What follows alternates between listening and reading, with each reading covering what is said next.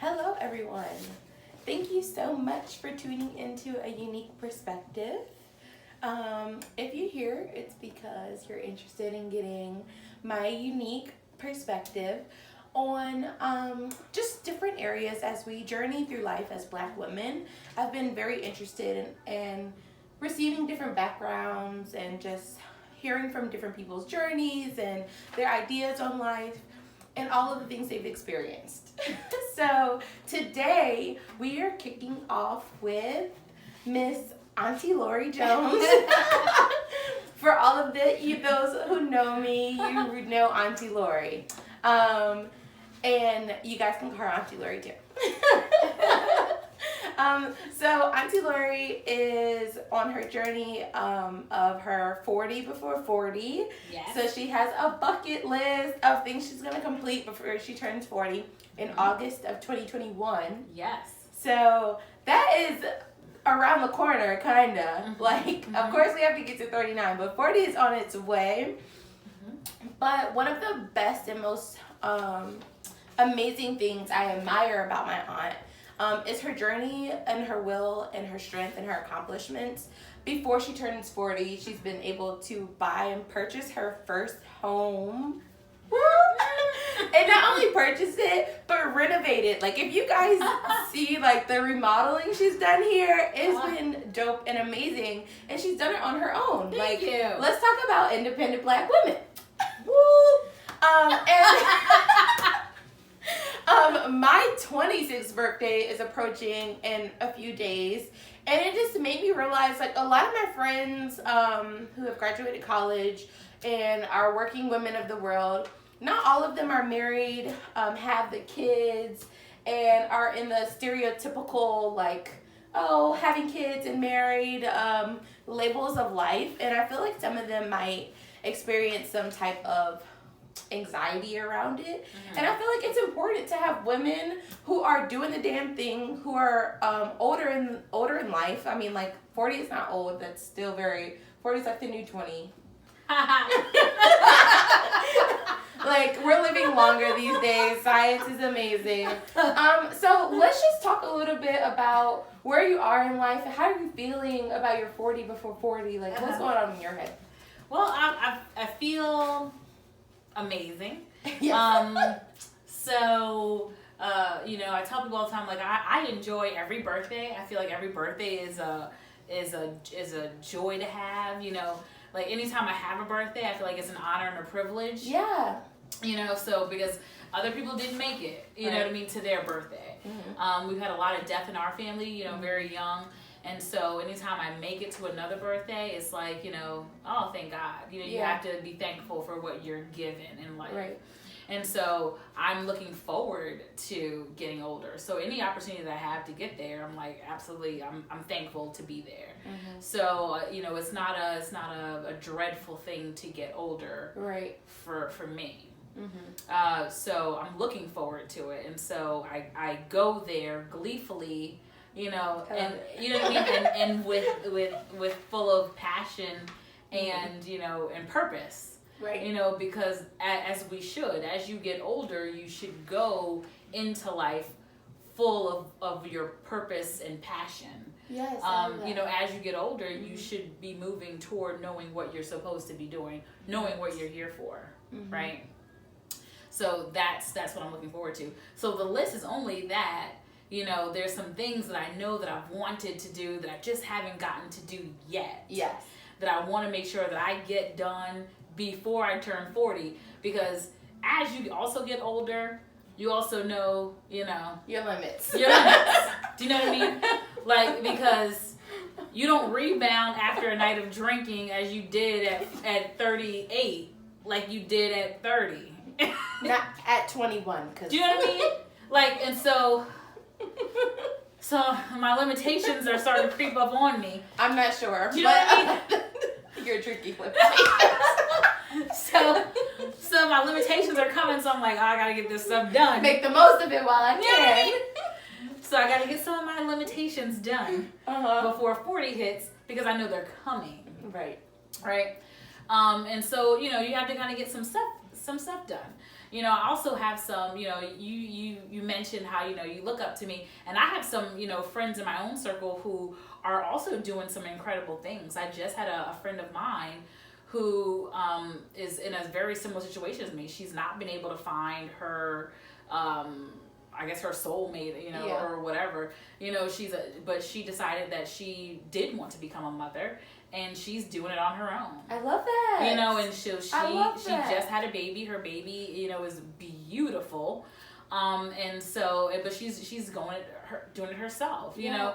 And I'm like, oh, that's amazing. And I thought about it, but that's just not the path that I'm ready to take yet. Okay. Maybe that's something I look at in the future. Mm-hmm. But right now, I have a whole list of things I want to do before that's something I even think about. Number one. That's not my number one thing just yet. And I love that. Let's talk about that a little bit. Yeah. Just because I feel like the label of wife, mom is always 1 and 2 on like a must-have. And especially in the Black woman culture, I feel like a husband is like this token thing where it's like the first thing people ask is, when you gonna get married? When you gonna have some kids? Like, so to stand in your confidence and stand in an era of like, no, I got so much to do and I've done so much and I'm good. Like, how did you get to this space and how does it feel to be in this space? I think I don't know how I got to this space. I don't know that kind of showed up. How I got there. I think it's just life experiences. Like you know, people get to wherever they are based on their own experiences in life. You know what I mean? Yeah, it's nature nurture, right? And based on whatever your experiences are coming up, you determine how that's going to develop in your psyche as you develop into an adult.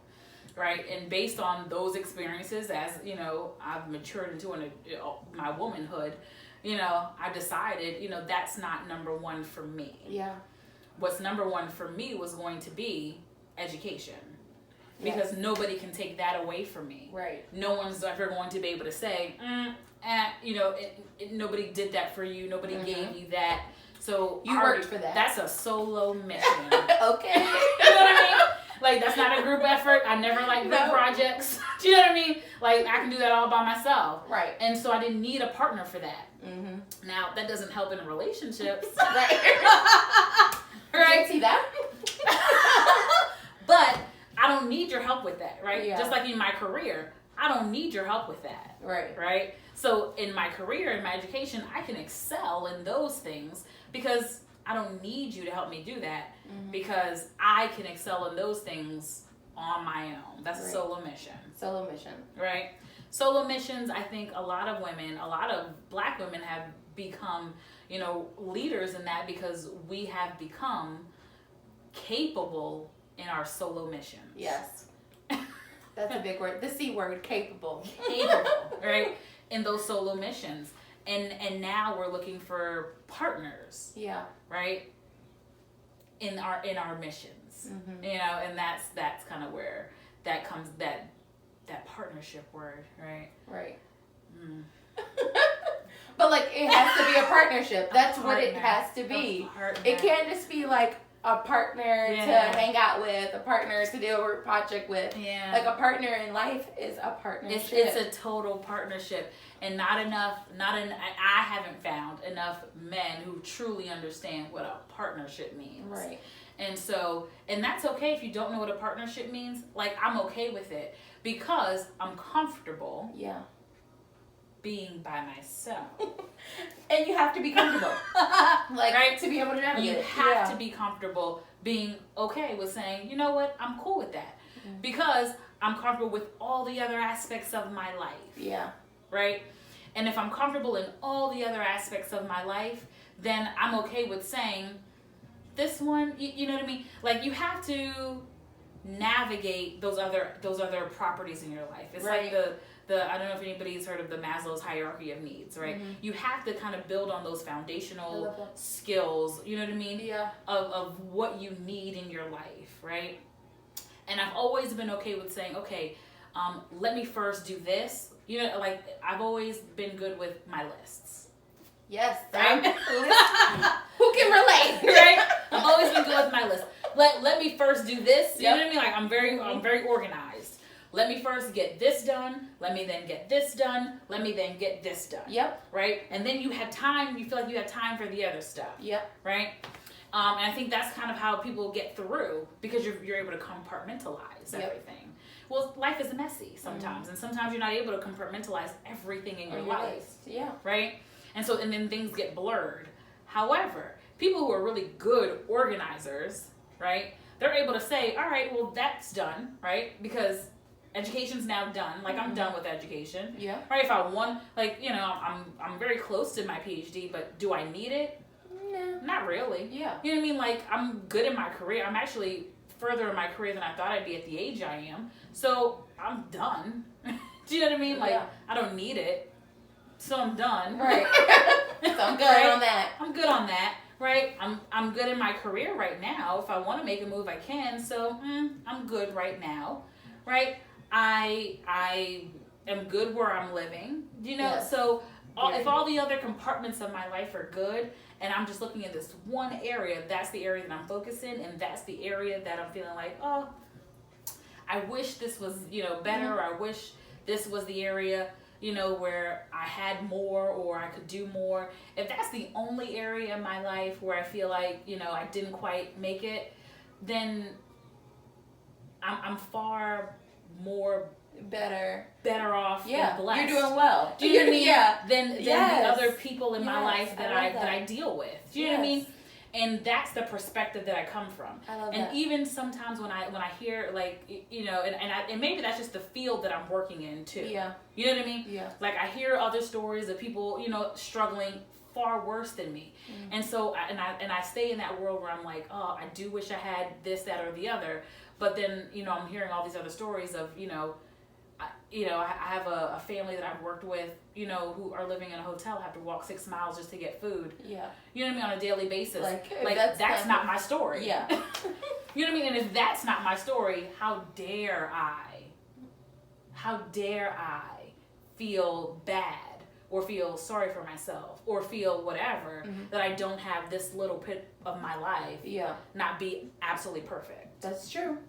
Do you know what I mean? Yeah. And so I can deal with that part because it's not this. Right. It's not. That's true. I often say don't compare. Like, everyone has their struggles and their stories. So just because someone else has it worse doesn't mean you can't feel a certain type of way about your journey. But it is important to embrace the good. Like, also celebrate how far in your success is. Because if you only focus on that one negative part, then you're kind of gonna live in sorrow. Exactly. Then you'll only be focused on the negative. Right. And you will never realize, like, how far you've come. Right. Because at any stage of your life, you'll look back and say, oh, dang, I wish I would have, like, I wish in my 20s, like, even in my 20s, I was like, oh, I wish my arms were smaller, I wish my waist, but I would look back now and I'm like, damn, I wish I had the body I had when I was 20. You know what I mean? Facebook memories get me every I'm time. like, dang, I still wish I had that jacket. I wish I was fat like that. You know what I mean? Right. Like, that's what I'm talking about, though. You know what I mean? Yes. Like, even then I was complaining about what I looked like when I was that size. Yes. And now, 15 years later, I'm like, now I wish I was there. Do you know, like, because you don't really think about it then.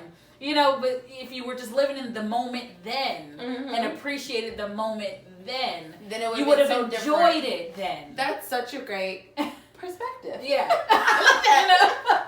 You could have enjoyed it then. Yes. Instead of just being miserable then because you didn't have what you thought you needed then. Right. That's so important and true. Focusing on what you think you need or you think you want. Like, I myself, I am 100% okay to admit that I honestly, I'm a lister and I'm an overachiever. I'm a people pleaser. Oh, I was a people pleaser. Now I could give a damn. But I had the picture perfect list of I got good grades, I got into college, I got the job, magically got the husband, and like this storybook unfolds, and then when you come to a point where it's like every year I feel like I'm asking for something else. I'm in my 20s, like I feel like those blinked by, like now I'm turning 26, and it's like, when do you stop to just appreciate all of like the goodness around, appreciate the fact that I get to enjoy my partner. I get to still have fun. Like, I get to go to happy hours and brunches, and I have no responsibility, really. Those are important parts to remember, and I think for women my age that are, or even a little bit older, it's important to just enjoy this time and enjoy this journey, because we don't get to get it back. Like, we can't go back. We're only moving forward. That's right. So making sure we're still hanging out with our girlfriends. That's like, right. I can't talk to my girlfriends on FaceTime every day because my husband is going to be looking at me dumb, okay? Like, cannot do it. So, like, we need to really enjoy these moments in the relationships we can build and bring. So I think that's one important and, like, great perspective we touched on. I do want to touch on the norm for womanhood. I know you talked about, like, you're in a good place, but do you think your family, your friends kind of, I don't want to say judged, but had something to say about where you are in life, being that you're not married and not having kids? Like, do you think they had something to say, and did it affect you at all? Without going too deep into names and details. I think so I was engaged before. Yep. And when that relationship ended, everybody had something to say. Of course. And I do want to note, she was engaged early 20s. I was engaged in my early 20s, in Yes. my mid 20s. And everybody had something to say. And when that relationship ended, there was a lot of anxiety and fear around failure. Yes. And what people would think and what people would say, and you know, how people would respond, you know, to that, and because and you and I are a lot alike in the whole, like, perfectionist way, right? And not being seen as failures in what we do, in anything that we do, Anything, all aspects. right? In anything that we do, even a relationship, right? And so when it ended, I felt like a complete failure, And, like, everyone was looking at and you everyone was almost. looking and judging the fact that this failed. Yep. Right? And so when it ended, and I was like, oh my God. It felt, even though it failed and my heart was completely broken, then it was also the double-edged sword of, you failed. Yeah. Right? And this is the first thing I failed at. Do you know what I mean? Like, oh my God. And how did we get here? How did I get here? You know why? Because it wasn't a solo mission. You know what I mean? Right? That's why. That's why I didn't fail. That's why it failed. That's why we don't do group projects, ladies. No. So, you know what I mean? So it was that fear of, you know, what are people going to say? What are people going to think? You know what I mean? And how are now people going to view me as a result of this failure? And then, you know, of course, it all, you know, then everybody's opinions came, you know, and it was really the antiquated opinions because our relationship really ended because of the antiquated views he had about the traditional roles of women in the home. And our biggest and most frequent argument was really around traditional gender roles. Right. I wasn't going to be a working housewife. Yep. You know, that just wasn't going to be my thing. I didn't go to school. I wasn't working on my master's. I was working full time, going to school full time, helping him. He had a son, and so I was helping him with his son. And I was responsible for cooking and cleaning and, you know, all this other stuff. And my body was physically breaking down from the stress and the pressure and all this other stuff. And his idea was that he would help me out and helping you out in the household. In his own house. And so that was, make it make sense. That was too much. Yeah. And so that was our most frequent, and that was really just the breakdown of communication, right? And that's once so interesting, Once we have a breakdown in communication, then there becomes a breakdown in trust and respect. Wow. Right? And so after that started to happen, really, we didn't have a relationship anymore. Yeah. Right? Because the trust and the respect is gone. Everything was starting to break down. It was gone. Yeah. And so that was the end of that relationship. And so all because I didn't know when we first met I was 21, right? Because I didn't know to have the conversation about, what do you believe about gender roles? At 21. At 21. You know, and this is like 12, 13, 14 years, 50 years ago. Like years ago. It's like... I didn't know to have that conversation Yes. with my then boyfriend. Right. You know what I mean? We didn't have this relation. We didn't have that conversation until we moved in together and Right. was engaged. And Whew. that's when that conversation happened. Yes. Because nobody told, because I didn't know to have that conversation. Right. But at that point, we were already deep in. Right. 2 We were years in. already deep in. And I was like, oh, is that what you think I'm supposed to do? Like, Right. is that what you think I'm supposed, like, Your expectation. that's what your expectation is? Because I didn't know that's what you expected of me, Yeah. because that's not what my expectation Right. was. Because that's not what we had been doing. Right. Like, you were living on your own, I'm living on my own, you take care of yourself, I take care care of of myself. You know what I mean? Like, so I didn't think us moving in together would mean I would then have to take care of you. Without you taking care of me as well. Right. So that was a whole thing. And so when women, especially younger women, you don't or especially women today, right? More educated women who earn Way more, right? Don't really understand how a lot of men have their mothers more antiquated gender roles Yes. in their heads Yep. about roles and responsibilities. Yes. And so their ideas about what your role should be in the home are still very much 1960s. Yes. And we are in 2020.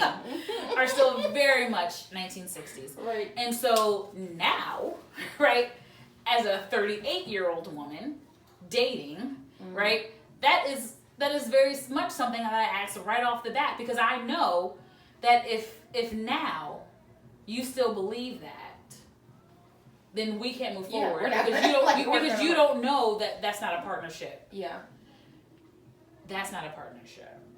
Not for me. Now, there are other women out here that believe that that's what they're supposed to do because that's the way they were raised, or whatever. If that's what you believe as a woman, that's how you want your house to run. Right. Wonderful. Do what's best for you. Whatever works for you. That's just not what I believe. Amen. Right? I have as much mental strife at work dealing in a European work setting as a man will have at work dealing in a European work setting. Yep. And so when I come home, I want the same comforts of home that a man would get. Yep. Right? And so I don't want that stress either. Right. I don't want to have to worry about some of the same things either. That doesn't mean I'm not going to cook and clean and straighten up. That means I'm not going to help out either. Right.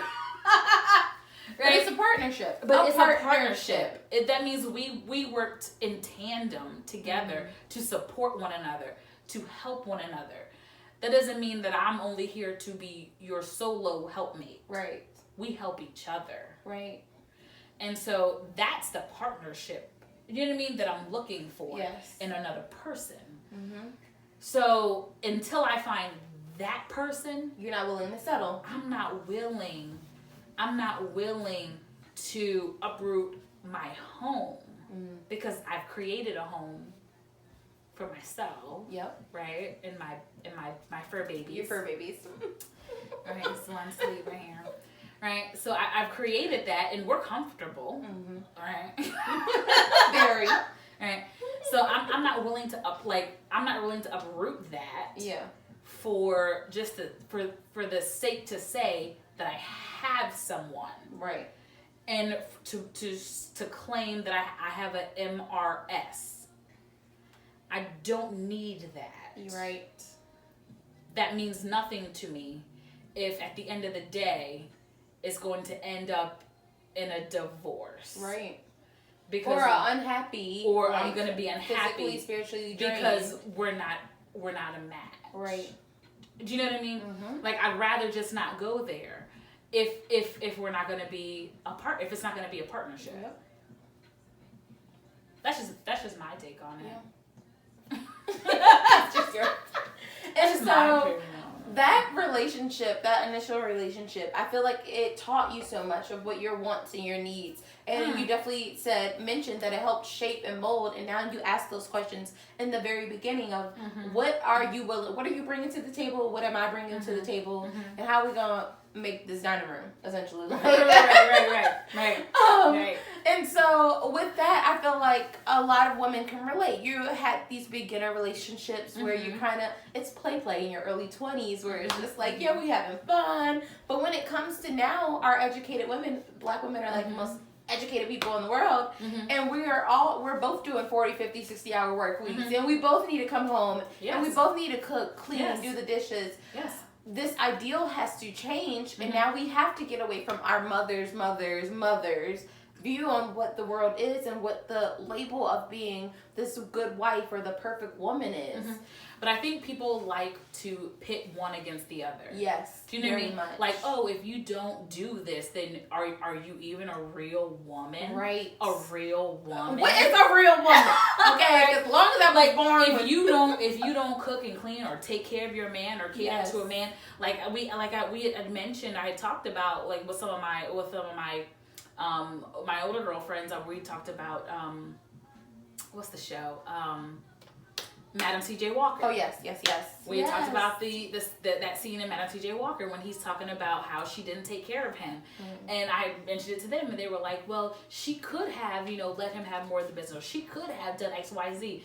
And I looked at them and I was like, "But then it wouldn't have been hers." And so we had that split, but it was really kind of a generational split. I feel like, and I really would love to see a panel of just like generational women talking about I really would like to see like how that kind of divide goes and that conversation about just like the role of the women, like the role of a woman, right, as the perspective of just women in different generations, like from the 60s, 50s, like going on, because I do believe that it is changing. Do you know what I mean? Like it is changing. It is evolving, and it's not your stereotypical role anymore. It is changing, but here's where it's going to be a little tricky, right?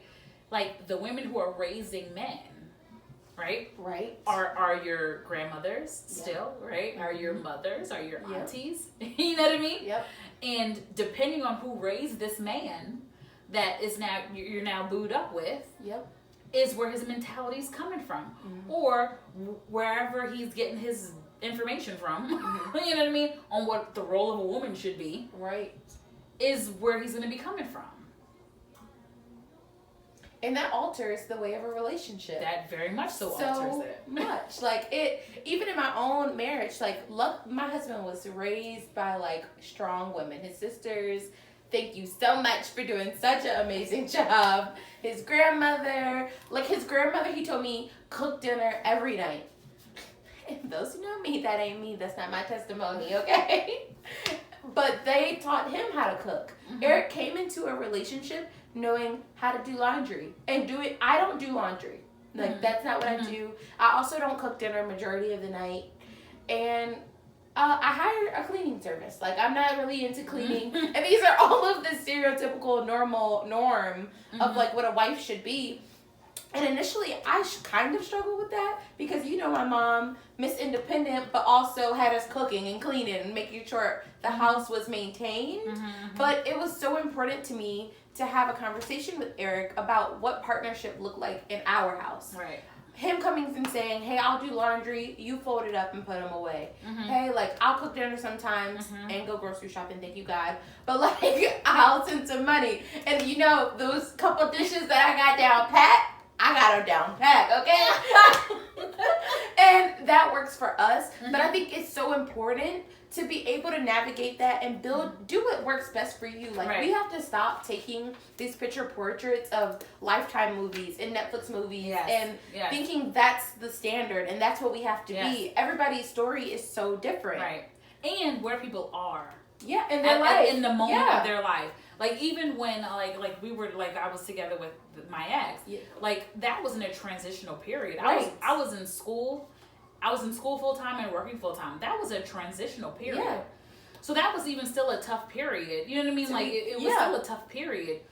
But we couldn't even make it through the transition to get to a stable place, Right. to get out of, you know, anything, to see what a normal Look like life for you would guys. look like for us. Yeah. Do you know what I mean? Because we were still in transition. So, you know, but you have to see people through seasons too. Yes. So that is also important. Yes. Right? I love that. You got to see people Yes. through seasons.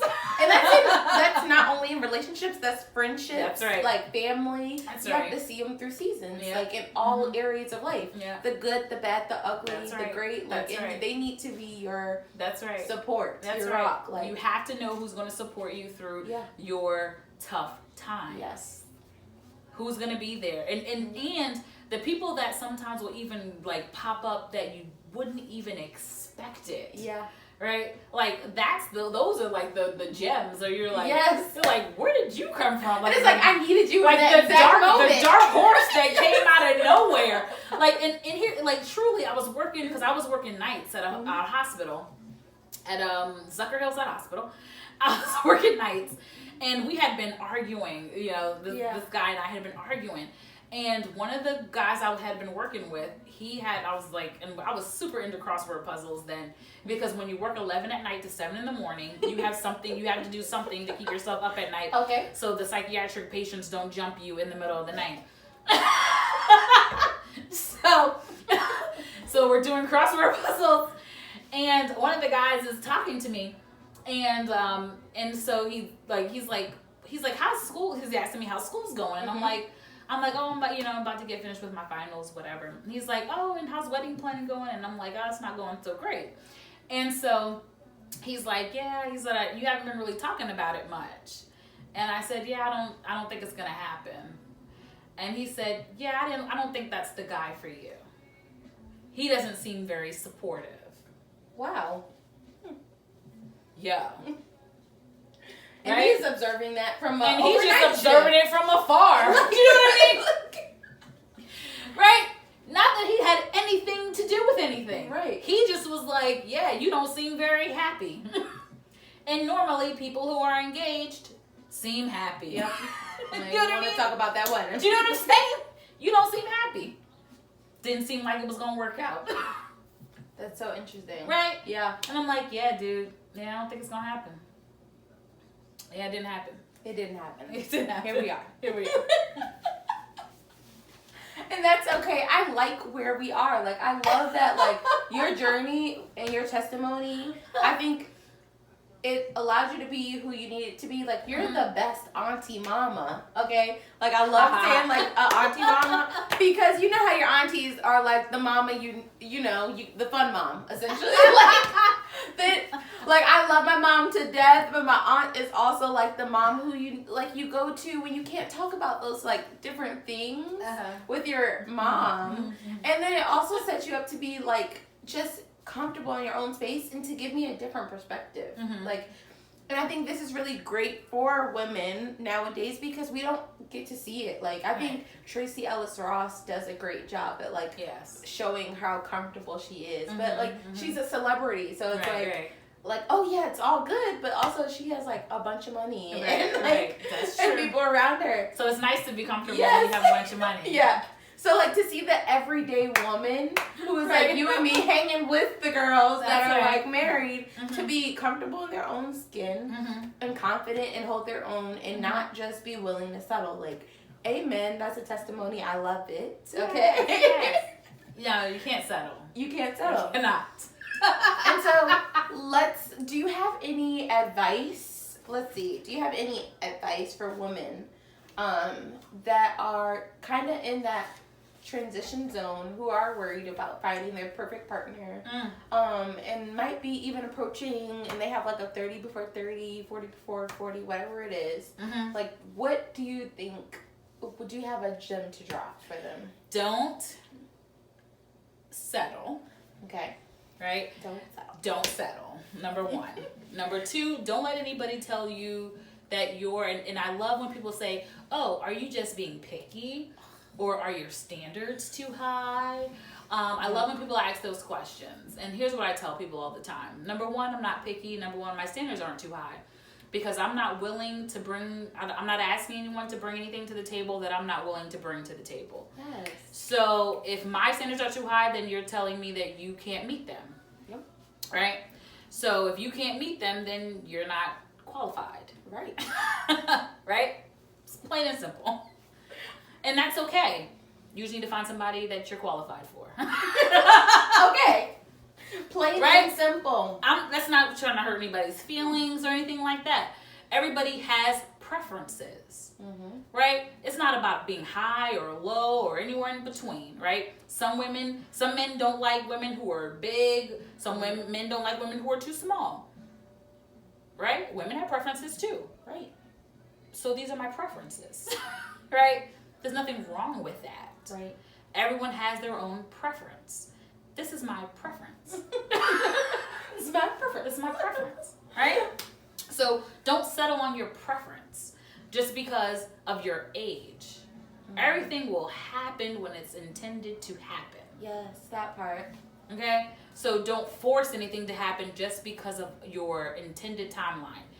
There's that saying, you make plans and God laughs. That one. Like, don't rush anything just because of your own intended timeline in your head. Yes. It'll happen or it won't. And guess what? You will still be fine. You will still be okay. I love that. The tomorrow will happen. The sun will rise. Okay. Right? You have your glass of wine. You will still have a glass of wine and it'll be okay. And it'll be okay. Yes. It'll be fine. Make your bucket list. Make some plans with your friends. People love and adore you. If your life, the way you thought it was going to work out, didn't work out the way you intended, make a new plan. I love that. Yes. Let's end it on that note because that is it right there. You heard it, ladies, right from Auntie Lori. Okay? So, I hope you enjoyed this video and you enjoyed chatting with us. There will be plenty more to come. And, everybody's perspective is different. You don't have to agree. Some of you can relate to it. And for those of you who can, I hope this just gave you a little bit of insight. So, thank you so much for viewing.